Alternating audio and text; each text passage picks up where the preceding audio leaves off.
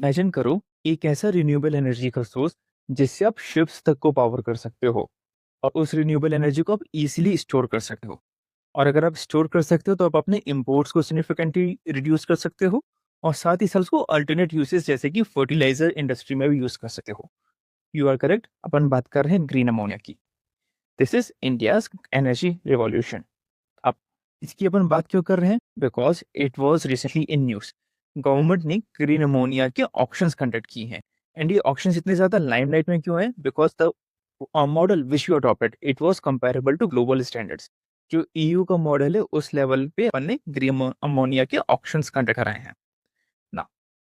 देखने में लगेगा कि भाई ये टॉपिक अपना सिंपली इन्वायरमेंट से रिलेटेड है, तो मेरी कुछ प्रीलिम्स रिलेटेड फैक्ट या इन्वायरमेंट रिलेटेड क्वेश्चन आ जाए। एक्चुअली ये एक जीएस3 का फेवरेट टॉपिक है। यूपीएससी जीएस3 में ऐसे क्रॉस क्वेश्चंस पूछता है जो कि एनर्जी सिक्योरिटी को लिंक कर रहा है, क्लाइमेट चेंज को लिंक कर रहा है, इंडस्ट्रियल पॉलिसी को लिंक कर रहा है और हमारी इकोनॉमी की कॉम्पिटिटिवनेस को लिंक कर रहा है। ये सब एक ही टॉपिक में, so this becomes a must know topic for our जीएस3 और साथ ही साथ प्रीलिम्स में भी इन्वायरमेंट में ये टॉपिक हमारे लिए इंपॉर्टेंट हो जाता है। तो चलिए अपन ग्रीन अमोनिया को अपना यूपीएससी पर्सपेक्टिव से समझने की कोशिश करते हैं without any clear. So what is ammonia? Ammonia is simply a form of nitrogen. Upon technicality पे नहीं जाते हैं, अपन टॉपिक की अंडरस्टैंडिंग पे ज्यादा फोकस करते हैं। कैसे प्रोड्यूस किया जाता है? नेचुरल गैस का यूज करके प्रोड्यूस किया जाता है।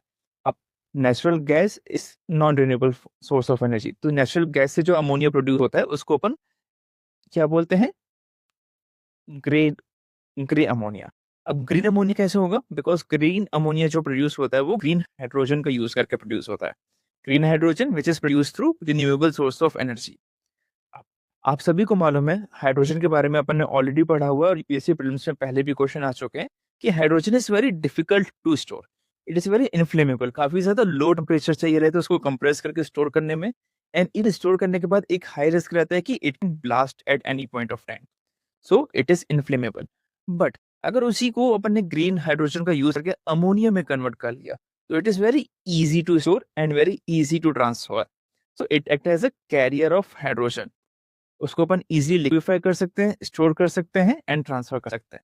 सो ग्रीन अमोनिया को क्या बोला जा रहा है? It is future shipping fuel. Shipping industry में इसका बहुत ही ज्यादा ग्रेट यूज होने वाला है आगे चल करके ना। हमारे इंडिया के पर्सपेक्टिव इंपॉर्टेंट क्यों हो जाता है भाई? क्योंकि हमारे ऑनरेबल प्राइम मिनिस्टर ने रिसेंटली एक समिट में बोला था कि भाई इंडिया की जो फोकस है वो खाली अब एनर्जी सिक्योरिटी लिमिटेड नहीं है।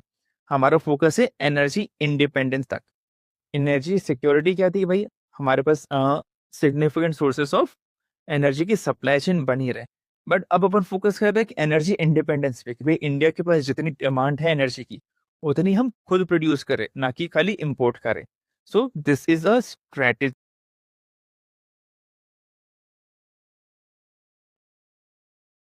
सो अब ग्रीन अमोनिया इंपॉर्टेंट क्यों हो जाता है भाई? अपन ने देखा कि भाई it is strategically significant for our energy independence. अब ग्रीन अमोनिया को अगर अपन अपनी इकोनॉमी में बहुत ज्यादा इंक्लूड करते हैं तो उससे क्या होगा?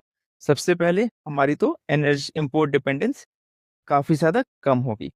इंपोर्ट डिपेंडेंस कम होगी तो हमारा फॉरेक्स आउटफ्लो कम होगा। फॉरेक्स आउटफ्लो कम होगा तो हमारी यूएस डॉलर पर डिपेंडेंस कम होगी। डिपेंडेंस कम होगी तो हमारी मैक्रो इकोनॉमिक स्टेबिलिटी थोड़ी सी ज्यादा बढ़ेगी, जो कि अभी ग्लोबल फैक्टर से ज्यादा इम्पैक्ट होती है। साथ ही साथ एनवायरमेंटल इम्पैक्ट क्या होगा कि भाई हमारा जो फर्टिलाइजर सेक्टर है, अमोनिया का मेजर यूज कहाँ होता है? फर्टिलाइजर प्रोडक्शन में। वो थोड़ा सा डीकार्बोनाइज होगा। और एक इंपॉर्टेंट फैक्टर ये भी कि अपन फर्टिलाइजर्स काफी सारे इम्पोर्ट करते हैं। अब हमारे पास अगर एनर्जी सरप्लस होगा तो अपन फर्टिलाइजर्स यहीं पे प्रोड्यूस कर पाएंगे। साथ ही साथ एक्सपोर्ट अपॉर्चुनिटीज भी क्रिएट होगी। अपन ना केवल ग्रीन अमोनिया को एज अ फ्यूल एक्सपोर्ट करेंगे बट उसके साथ साथ फर्टिलाइजर को भी ज्यादा एक्सपोर्ट कर पाएंगे। और ये ग्रीन अमोनिया का टारगेट हमारा किससे लिंक्ड है भाई? ग्रीन हाइड्रोजन मिशन से भी लिंक्ड है। ग्रीन अमोनिया का प्रोडक्शन बढ़ेगा दैट मीन्स कि हमारे ग्रीन हाइड्रोजन का प्रोडक्शन बढ़ रहा है। हम आत्मनिर्भर भारत से भी इसको लिंक करके हम इंडिजिनियस प्रोडक्शन बना रहे हैं, एनर्जी इंडिपेंडेंट बन रहे हैं।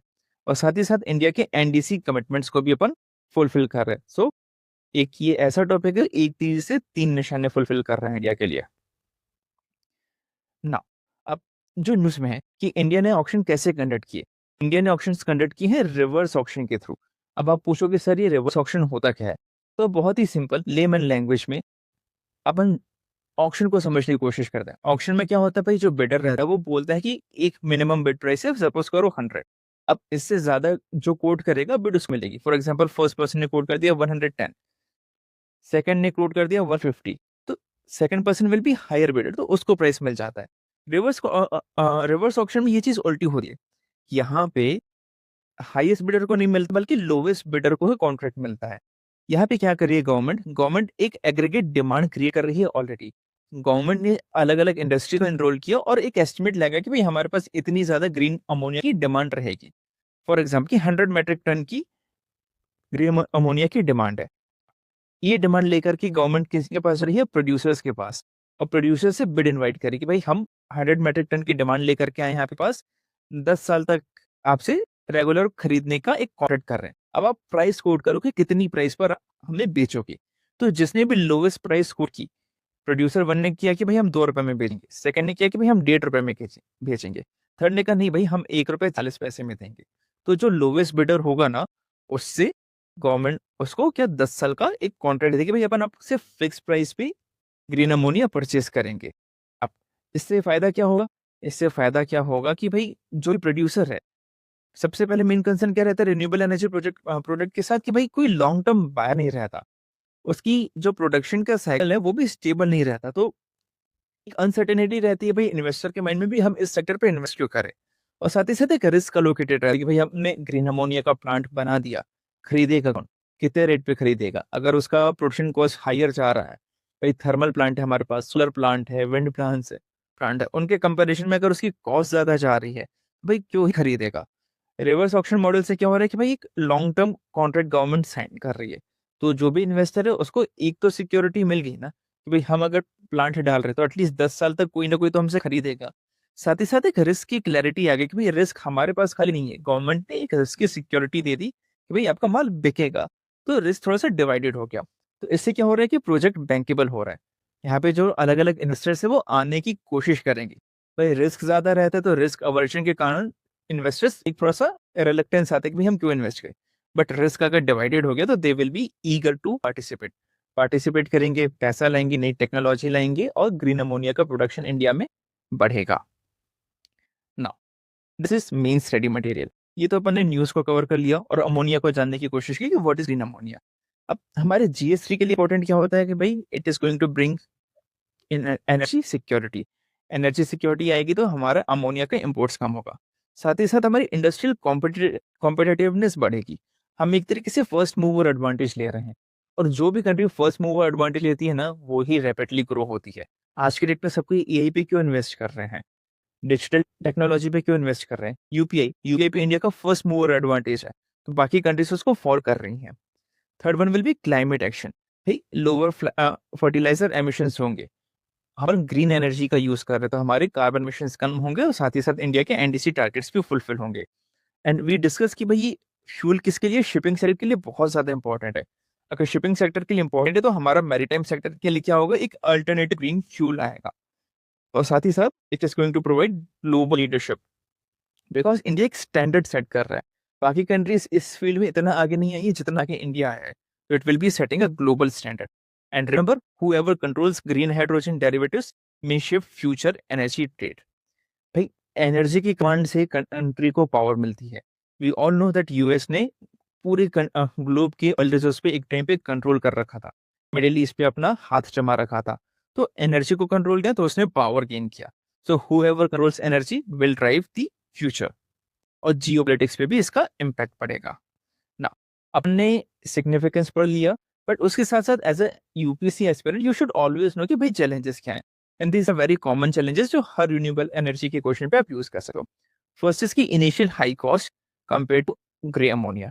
ग्रे अमोनिया की टेक्नोलॉजी स्टैब्लिश्ड है, सप्लाई चेन स्टैब्लिश्ड है, तो रिलेटिवली कॉस्ट कम है। ग्रीन अमोनिया की इनिशियल फेज में कॉस्ट ज्यादा आने वाली है। Second is infrastructure gaps. Storage करने के लिए हमें प्लांट्स बनाने पड़ेंगे, पोर्ट्स बनाने पड़ेंगे सप्लाई चेन के लिए। तो इंफ्रास्ट्रक्चर अभी रेडिली अवेलेबल नहीं है, टाइम लगेगा। Third is financing constraint. भाई हर इन्वेस्टर रिलेक्टेंट रहता है ग्रीन अमोनिया में इन्वेस्ट करने के लिए, तो फाइनेंस का एक कंस्ट्रेंट आ ही जाता है। भाई मैं अगर प्राइवेट इन्वेस्टर हूँ तो मेरा तो सोल कंसर्न पैसा कमाना है ना, तो मैं उस जगह इन्वेस्ट करूँ जहाँ रिस्क कम है और रिटर्न सर्टेन है। यहाँ पे रिस्क भी ज्यादा है और रिटर्न भी अनसर्टेन है, तो why should I invest in green ammonia और green hydrogen? Fourth is certification standards. Green ammonia अभी भी न्यू टेक्नोलॉजी है, so we need to certify calorific value क्या होगी, कैसे वो इंडस्ट्री में यूज पाएगी, शिपिंग फ्यूल पे कैसे यूज होगा, ग्लोबल ट्रेड में क्या सर्टिफिकेशन होंगे, तो इन सब की क्लैरिटी अभी चाहिए, उसके बाद ही इसका ट्रेड स्मूथली हो पाएगा। अपन कभी भी चैलेंजेस पे रुकते नहीं है, we always try to find out way ahead, because this is the mindset which UPSC demands from you. अगर हमें ग्रीन अमोनिया का प्रोडक्शन बढ़ाना है, अपन को ग्लोबल लीडरशिप चाहिए, तो we have to provide policy stability. और जो अपन ने 10 ईयर के कॉन्ट्रैक्ट्स का स्टेप लिया है, this is the first step कि भाई अपन एक स्टेबल पॉलिसी प्रोवाइड कर रहे हैं। Second, we have to provide finances at low cost. ना how we are providing finances at low cost? अपन वी हैव टू इंश्योर कि भाई कम इंटरेस्ट रेट पे मिले। हमारे पास भाई डेवलपमेंट इंस्टीट्यूशन बैंक है, एनडीबी है, तो लोअर इंटरेस्ट रेट पे उसको लोन दे सके, इजी टर्म्स पे दे सके, फ्लेक्सिबल दे सके, फ्लेक्सिबल पेमेंट कंडीशंस हो सके, फॉर एग्जांपल 1 साल का या 2 साल का या मॉरेटोरियम दे सके। ब्लेंडेड फॉर्म ऑफ फाइनेंस कि भाई पूरा लोन ना हो, कुछ फॉर्म ऑफ ग्रांट भी अगर गवर्नमेंट दे देगी तो इन्वेस्टर्स के लिए थोड़ा सा हेल्पफुल हो जाएगा। Third is grid reforms. ये तो हर रिन्यूएबल एनर्जी के लिए इंपॉर्टेंट है भाई। रिन्यूएबल एनर्जी का नेचर ये है कि उसका एनर्जी प्रोडक्शन फ्लक्चुएट होता रहता है, स्टेबल नहीं रहता। तो हमें ग्रिड में कुछ नई टेक्नोलॉजीज आनी पड़ेंगी ताकि हमारे ग्रिड स्टेबल रहे। Fourth is international hydrogen corridor. अपन ने बनाया है कि भाई अपन को मालूम है कि इंडिया ने इंटरनेशनल सोलर अलायंस बनाया है, तो इसी तरीके से अपन इंटरनेशनल हाइड्रोजन कॉरिडोर भी बना सकते हैं जो हाइड्रोजन की सप्लाई चेन को लिंक करे। तो इट विल बी हेल्पफुल कि अपन उसमें ग्रीन अमोनिया का प्रोडक्शन बढ़ा पाएंगे ना। अपन ने ये तो देख लिया टॉपिक से रिलेटेड। अब प्रिलिम्स रिलेटेड एरियाज क्या है? देयर आर फ्यू एरियाज जो जहाँ पे प्रिलिम्स में क्वेश्चन जैसे आ सकते हैं। ग्रीन अमोनिया के प्रोडक्शन प्रोसेस से में भी पूछा जा सकता है। साइड प्रोग्राम के बारे में पूछा जा सकता है जो कि ग्रीन हाइड्रोजन मिशन के अंडर पे है। सीकी के रोल में के बारे में पूछा जा सकता है क्योंकि ये ऑप्शन करा है किसने है, सीकी ने कंडक्ट करा है। या फिर ये सिंपल एक स्टेटमेंट दे देगा कि भाई ग्रीन अमोनिया के रिसेंटली ऑप्शन हुए, किसने करा है, सीकी। अब सीकी नाम सुनकर लगेगा भैया ये तो सोलर एनर्जी से रिलेटेड है, why should it conduct option for green ammonia? तो you might get confuse. Green hydrogen and grey difference पूछ सकता है, और रिवर्स ऑप्शन का प्रोसेस पूछ सकता है, जो कि मैंने कोशिश की कि लेमन टर्म्स में आपको बहुत ही सिंपली बताने की कोशिश करूं। And I think it is important, तो मैं आपको एक बार फिर से छोटा सा रिवाइज कर देता हूँ। रिवर्स ऑप्शन में क्या होता है कि भाई एग्रीगेट डिमांड गवर्नमेंट ने ऑलरेडी बना दी, उसके बाद वो पुट अप करती है अलग अलग प्रोड्यूसर्स के पास कि भाई हमारे पास इतनी डिमांड है, आप प्राइस कोट करो कि भाई कितने में आप बेच सकते हो। और जिसने लोवेस्ट प्राइस कोट की उसको एक लॉन्ग टर्म कॉन्ट्रैक्ट मिल जाता है कि भाई आप 10 साल के लिए ग्रीन हाइड्रोजन सप्लाई करोगे एक फिक्स प्राइस पे। Now we discussed about the prelims areas. Now what you have to do that you have to attempt this question. I think मैंने मोर देन सफिशिएंट कंटेंट आपको इस video में already दे दिया है जिससे आप इस क्वेश्चन को इजीली अटेम्प्ट कर सकते हो। What you have to do, try to include some examples, कुछ को फैक्ट्स वगैरह इंक्लूड करो एंड अटेम्प्ट दिस क्वेश्चन। और इफ यू वांट कि हम इसका मॉडल आंसर आपको प्रोवाइड करें, देन टेलीग्राम चैनल की लिंक मैं कमेंट्स में डालूं, join there, we will provide you model answer there also.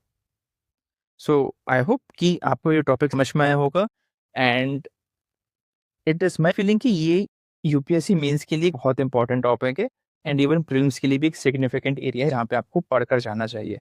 If you are preparing this question तो डायरेक्टली इनडायरेक्टली इससे रिलेटेड कंटेंट आप यूज कर ही पाओगे एग्जाम में।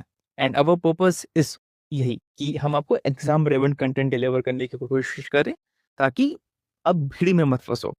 बहुत सारे यूट्यूब चैनल्स हैं, बहुत सारा कंटेंट डंपिंग कर रहे हैं, बट आवर इंटेंशन इज कि जो एग्जाम में रिलेवेंट हो, आप जो एग्जाम में डायरेक्टली यूज कर पाओ, वो कंटेंट आपको डिलीवर करें, है ना। So in summary, green ammonia is not just about cleaner fuel, it is about energy independence, economic resilience, climate responsibility and global leadership. And एक चीट कोड बताओ, इसको डायरेक्टली आप अपने आंसर की कंक्लूजन में भी यूज कर सकते हो। So that was all from our end as of now. So let's end this video, है ना। सो I will hope ki you should study smart, stay focused, crack UPSC, and also subscribe this channel.